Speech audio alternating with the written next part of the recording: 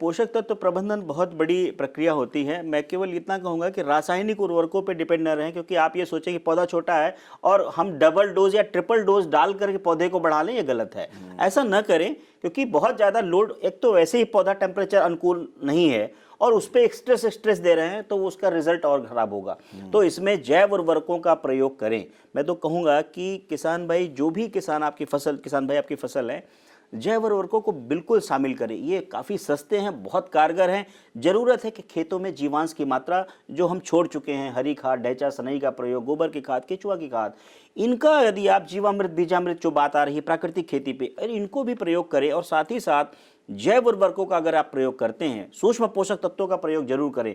और एक दूसरी बात जो हमने नोटिस करी है किसान भाइयों से बात करके, जिनकी फसल प्रभावित होती है, आप देखेंगे और आप लोग जो इस चैनल को देख रहे हैं, आप नोटिस करिएगा, जिसमें भी अगर रोग दोष की समस्या आई है, उसमें से ज़्यादातर किसान आपको मिलेंगे कि उन्होंने पोटास का प्रयोग नहीं किया।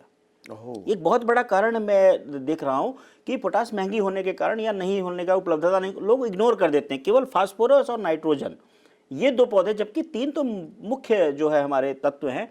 तो पोटास का प्रयोग आपको स्टार्टिंग में करना, और कहा जाता है कि फास्फोरस और पोटास की पूरी मात्रा और नाइट्रोजन को बाद में देना है, यानी 3 पार्ट में देना है। ये जो बेसिक सिद्धांत हैं, इसको अनुपालन में जरूर लें। अगर जो गलतियां आपने एक गलती करेंगे और उसके रिजल्ट कई हो जाते हैं, तो इसलिए जिन्होंने पोटास का प्रयोग नहीं किया, खासतौर से बाली निकलने के समय नहीं किया है, तो उस टाइम पे अवश्य कर दें। एक 0050, ये वाटर सॉल्युबल बहुत इजीली वे में मिल जाता है, तो 0050 का एक स्प्रे करते हैं तो आपके फूल फलत जो है वो अच्छी होंगी। सूक्ष्म पोषक तत्वों का प्रयोग जरूर करें। माइक्रोन्यूट्रिएंट किसान भाई बहुत कम, बहुत जो जागरूक किसान है, मैंने वही देखा कि उन्हें सामान्य किसान माइक्रोन्यूट्रिएंट नहीं करता है, क्योंकि ज़्यादातर वो जिंक डाल दिए, कभी कभी सल्फर डाल दिए। लेकिन ऐसा न करें। Zinc, iron, copper, manganese, boron, sulphur, calcium, magnesium, molybdenum, ये सभी तत्व पौधे को चाहिए। जो 17 तत्व कहे हैं वो पूरी चाहिए, और हम केवल खेती करते हैं नाइट्रोजन फास्फोरस पे। तो ऐसे असंतुलित वे में जब चलेंगे, तो एक तो मौसम की मार, ऊपर असंतुलित उपयोग, तो उत्पादन हमारा कम होगा।